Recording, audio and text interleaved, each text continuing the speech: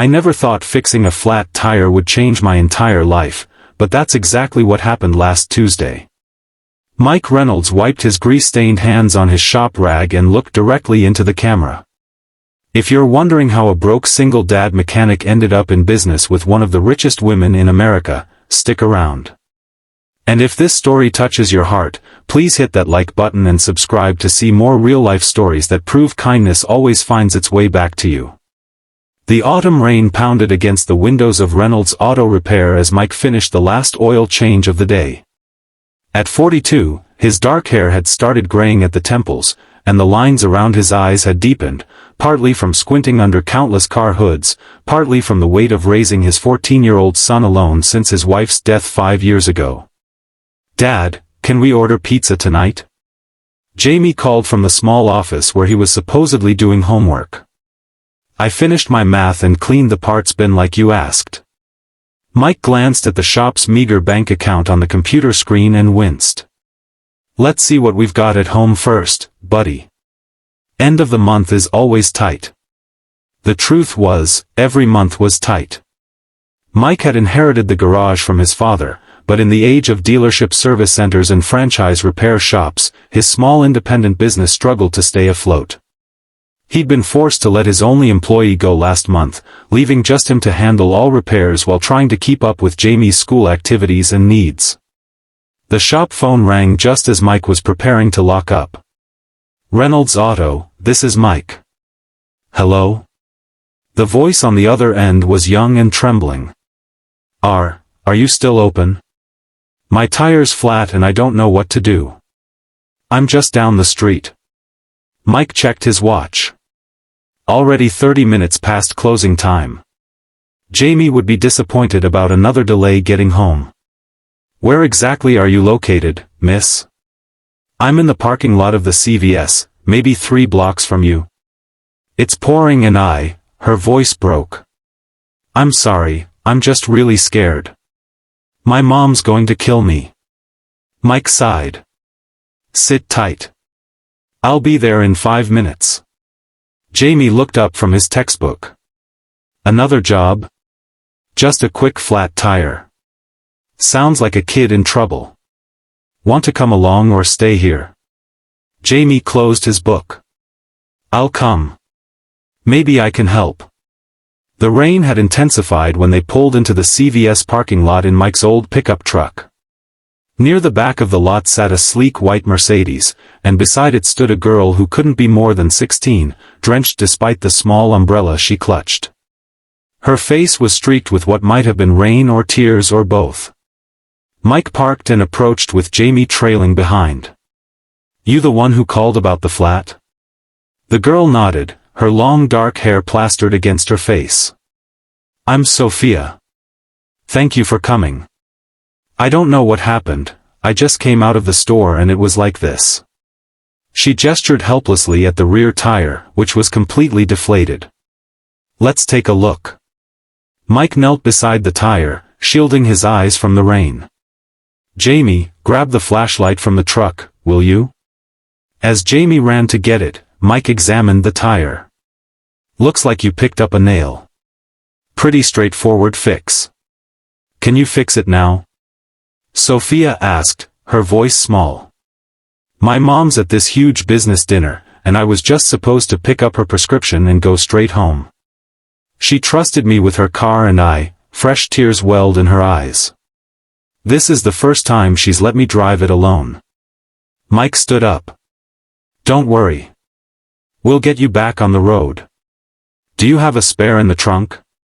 Sophia's blank look told him everything. "No problem. I can patch this one temporarily and you can get it properly replaced tomorrow." Jamie returned with the flashlight and tools.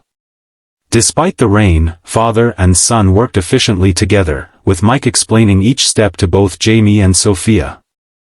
"So you just remove these lug nuts, then the wheel comes off," Mike demonstrated. "Jamie, show Sophia how to use the jack properly." Jamie, eager to display his knowledge, carefully explained the process to Sophia, who watched with genuine interest. "You guys are really good at this," she said, holding the umbrella over them as best she could. Do you work together a lot? Every day after school, Jamie said proudly. Dad's teaching me everything about cars. Jamie's my apprentice, Mike added with a wink. Best one I've ever had. As they worked, Sophia gradually relaxed, even laughing when Jamie told a corny joke about tired tires. Mike noticed how her expensive clothes and the luxury car contrasted with her surprisingly down-to-earth manner. So what does your mom do that has her at big business dinners? Mike asked conversationally as he applied the patch to the tire.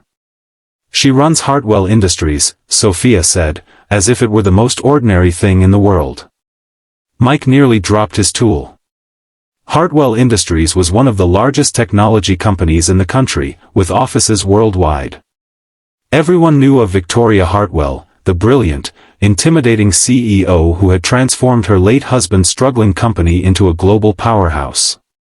Your mom is Victoria Hartwell? Jamie blurted out. Sophia nodded, suddenly self-conscious. Yeah. That's why I was so scared about the car. She's really busy and I don't want to bother her with my mistakes. Mike saw the genuine anxiety in her eyes and recognized something familiar, a child desperate not to disappoint a parent who already had too much on their plate. Hey, he said gently, a flat tire isn't a mistake. It happens to everyone. And you did exactly the right thing by calling for help instead of trying to drive on it. 40 minutes later, the tire was patched, reinflated, and back on the car. Mike gave Sophia his card. This is just a temporary fix. You need to get that tire replaced properly tomorrow. Tell your mom's driver or whoever handles the car maintenance. Sophia took the card, then hesitated. How much do I owe you? Mike waved her off. No charge. Just pay it forward someday. But you came out in the rain and stayed late and... Consider it a neighborly favor, Mike insisted. Just drive carefully, okay? Sophia impulsively hugged him, then Jamie. Thank you both so much. You saved me. As they watched her drive away, Jamie nudged his father. Dad, you know who her mom is, right? We could have charged triple and they wouldn't have even noticed. Mike ruffled his son's damp hair. That's not how we do business, bud. Rich or poor, everyone gets treated the same at Reynolds Auto. Even if it means frozen pizza again? Jamie asked with a knowing smile. Even then, Mike confirmed. Race you to the truck. The next morning began like any other. Mike opened the shop at 7, started the coffee maker that had seen better days, and began working on a transmission rebuild that had been giving him trouble all week. At precisely 9:15 a.m., a black Bentley pulled into the parking lot. Mike barely glanced up, assuming it had taken a wrong turn. But when the rear door opened and a woman in an impeccable charcoal suit stepped out, he straightened up, wiping his hands instinctively. Victoria Hartwell was even more imposing in person than in her magazine photos. Tall and elegant, with the same dark hair as her daughter, though cut in a precise bob, she moved with the confidence of someone accustomed to commanding rooms full of executives. Her expression was unreadable as she surveyed the modest garage. Mr. Reynolds? Her voice was crisp and professional. Mike nodded, suddenly conscious of his stained coveralls and the smudge of grease he probably had on his face. Yes, ma'am. What can I do for you? You assisted my daughter last night with her flat tire. Yes. Sophia. Nice kid. I hope she got home okay. Something flickered across Victoria's face, surprise, perhaps, that he remembered her daughter's name. She did, thanks to you. She told me everything this morning. Victoria glanced around the shop again. May we speak privately for a moment? Mike led her to the small office, hastily clearing a stack of invoices from the only visitor chair. Sorry about the mess. Victoria sat down, her posture perfect. Mr. Reynolds. Mike, please. Mike. My daughter told me you refused payment for helping her last night. It wasn't a big job. Nevertheless, you stayed an hour past your closing time, in the rain, to help a stranger. She reached into her purse and withdrew a checkbook. I'd like to properly compensate you for your time and kindness. Mike shook his head. That's really not necessary, Ms. Hartwell. Victoria. She paused, studying him with new interest. Most people would jump at the chance to accept money from me. I'm not most people, Mike said simply. And I didn't help your daughter because of who her mother is. I helped because she needed it. Victoria put away her checkbook, her expression thoughtful. Sophia mentioned you had your son with you. Jamie. He's 14. She was quite impressed with him. Said he explained everything so she wouldn't feel helpless next time. A small smile softened Victoria's features. That's rare. Most men would have just fixed the problem without bothering to educate. Mike shrugged. My dad taught me that way. I teach Jamie the same. Knowledge should be shared, not hoarded. Victoria was silent for a moment, then asked, How long have you owned this shop, Mike? Inherited it from my father about 10 years ago. Been working here since I was Jamie's age, though. And business is good? Her sharp eyes had already assessed the aging equipment, the worn furniture, the calendar from 3 years ago still hanging on the wall. Mike met her gaze directly. Business is honest. Not always good. Victoria nodded as if he'd confirmed something. Sophia also mentioned you're a single parent. 5 years now. My wife, Ellie, had cancer. I'm sorry. And she seemed genuinely so. I've been raising Sophia alone since her father died 7 years ago. It's challenging. That it is, Mike agreed, surprised by this moment of shared understanding. Victoria stood abruptly. I have a proposition for you, Mike Reynolds. My company has a fleet of over 200 vehicles in this region alone. Currently, we contract with various service centers for maintenance, but I've been dissatisfied with the quality and consistency. Mike stared at her, not quite comprehending. I'd like to offer you an exclusive contract to service all Hartwell Industries vehicles. Additionally, I'm prepared to invest in upgrading your equipment and possibly expanding your facility, in exchange for a minority partnership stake. The room seemed to tilt slightly. Ms. Hartwell, Victoria, that's... I don't know what to say. Say you'll consider it. I've had my team prepare some preliminary paperwork. She handed him a folder. Review it, have your attorney look it over, and we can discuss further. Mike took the folder automatically. I don't have an attorney. Victoria raised an eyebrow. You will need one. I can recommend several. Why? Mike finally asked. Why me? Why this shop? Victoria moved toward the door, then paused. Do you know what Sophia said to me this morning? She said, Mom, that man and his son treated me like a person, not like Victoria Hartwell's daughter. Do you know how rare that is in our world, Mike? Before he could respond, she continued, besides, I've learned to trust my instincts in business. You clearly know cars, you have integrity, and you're teaching the next generation properly. Those are qualities worth investing in. She handed him her card, not the standard corporate one, he noticed, but one with her private number handwritten on the back. Call me when you've reviewed the proposal. And Mike? This isn't charity. This is good business.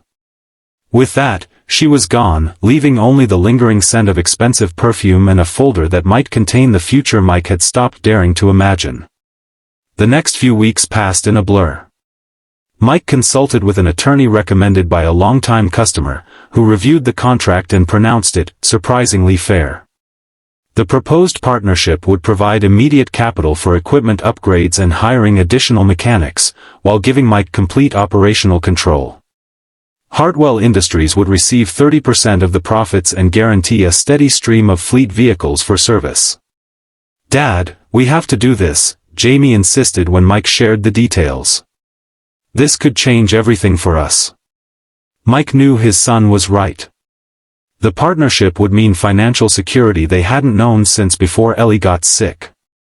It would mean college for Jamie without crippling debt. It would mean not having to count pennies at the end of every month. But it would also mean changes. Growth. Responsibility for employees. A business relationship with one of the most powerful women in the country. After a week of deliberation, Mike called the number Victoria had given him. "I'd like to move forward," he told her. "But I have some conditions." Victoria sounded amused. "Conditions? Most people don't give me conditions, Mr. Reynolds. Like I said, I'm not most people. First, I want to maintain the name, Reynolds Auto Repair. Second, I want to keep serving our regular customers at our regular rates, not just your corporate fleet. And third, I want a training program for high school students interested in automotive careers." There was a pause, then Victoria said, "Those aren't conditions, Mike. Those are values. And they align perfectly with what I had in mind. When can we meet to finalize details?" 6 months later, Reynolds Auto Repair had transformed.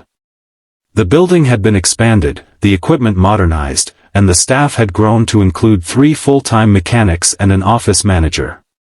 A separate bay had been designated for the training program, which already had 5 local high school students enrolled. Mike still worked on cars himself, he'd insisted on that, but now spent part of his time managing the business and mentoring the trainees. Jamie had his own workstation in the student bay, where he helped teach basic maintenance skills to his peers. The partnership with Hartwell Industries had brought more than just corporate fleet vehicles. Other businesses, hearing of Victoria Hartwell's investment, began bringing their company cars to Reynolds. The shop's reputation for honest work at fair prices spread throughout the community. And somewhere along the way, the professional relationship between Mike and Victoria had evolved into something more personal. It began with Victoria occasionally staying after business meetings to share a coffee and compare notes on single parenting. Then came a dinner to celebrate the shop's first profitable quarter under the new partnership. Soon, their children were spending time together, Sophia helping Jamie with his science homework, Jamie teaching Sophia how to change her own oil. One evening, as Mike and Victoria sat on his modest back porch watching their kids argue good-naturedly over a board game inside, she turned to him.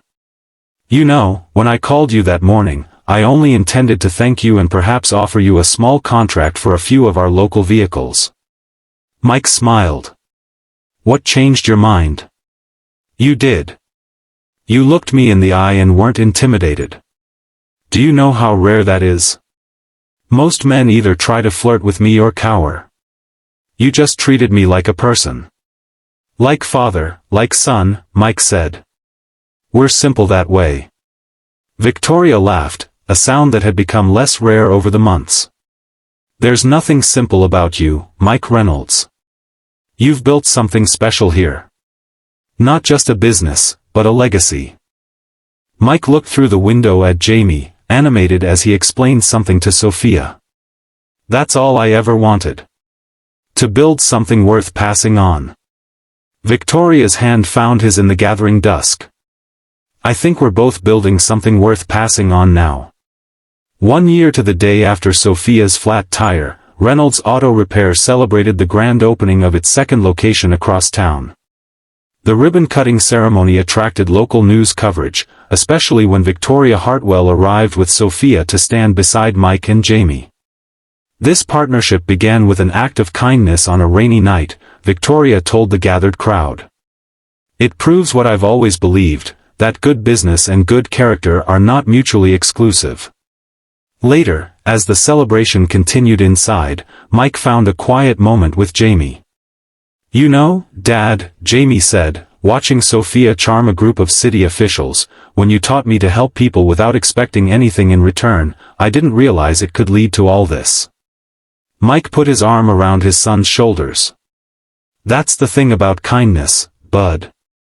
You never know where it might lead. But even if Victoria